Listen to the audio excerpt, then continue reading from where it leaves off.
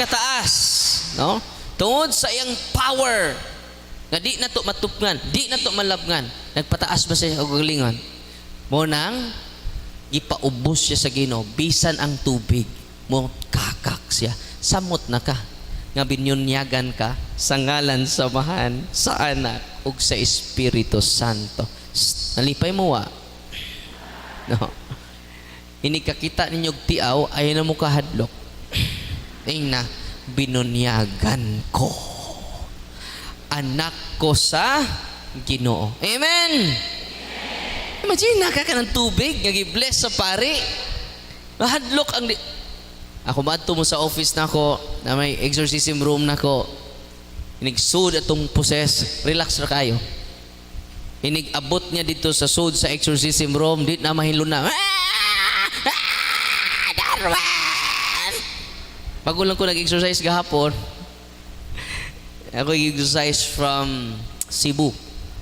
I-chat ka rin ako karon iyang bana kay Jaras na pod. Using the holy water. Nag-sprinkle lang tag holy water, holy oil. Iyon sa mga yawa, imuming gisunog init singgit tamas ginhawa balitad. Grabe. Abi ninyo, dinha ninyo makita unsa ka-powerful ang Ginoo using the sacramentals. How much more if you are conscious that we are the image and likeness of God. We are the sons and daughters of God. Amen? Activate your faith. Protect yourself by increasing our faith. Ang demonyo nga itong kaaway, taas to siya, pero wa say alas. Yan naman, ubos siya sa ato Ginoo. Tanawan ninyo ang image si Saint Michael the Archangel, gitumban ra ni San Miguel si Satanas. Tanawan ninyong image ni Mama Mary sa Legion of Mary, gitumban ra ang sa bitin. Amen? Nabasahon na to ang Luke chapter 10. Ningon ang atong Ginoo. Luke chapter 10 verses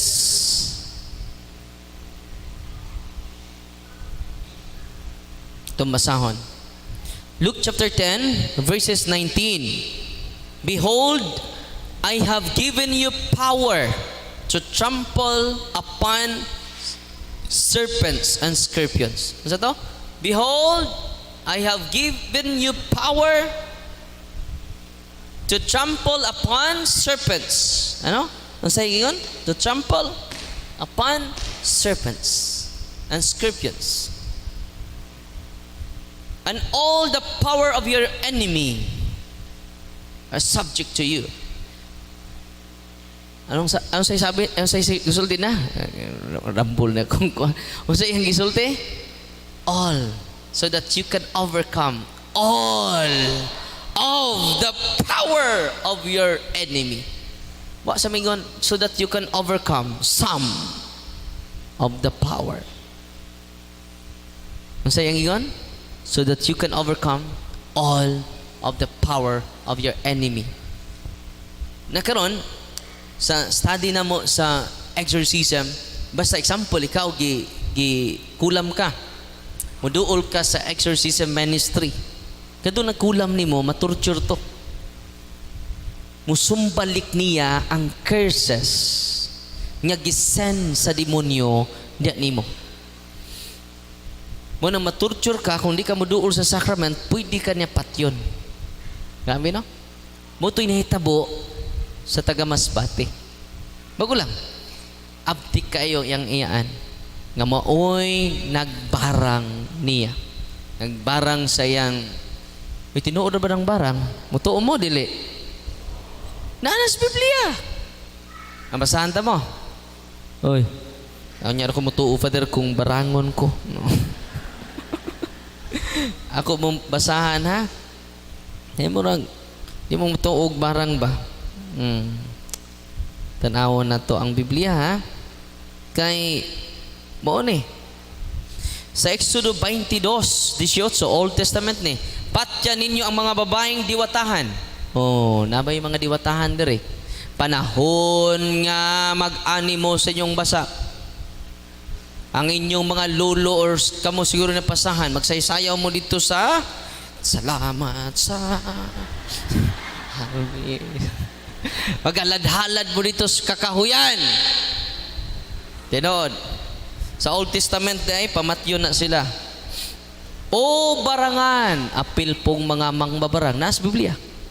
Sunod, ayaw kamog dangop sa mga tikonsultag, mga espiritu o mga barangan.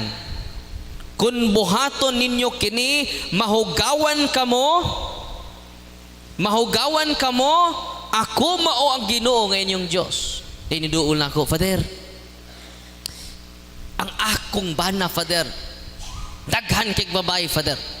Nya, sa may gibuhat nimo, ni adtukos mambabarang, Father. Akong gipabarang ang iyang kabit.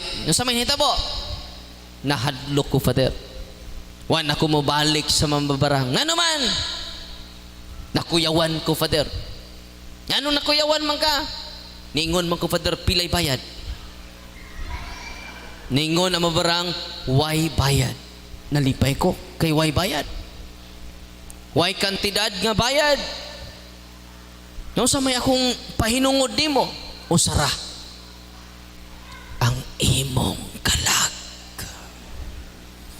Nang limbawd siya, kay ang bayad kalag. Kung gusto kang effective, tiki o ugma dayon, andam baka nga ang bayad niini imong kaag.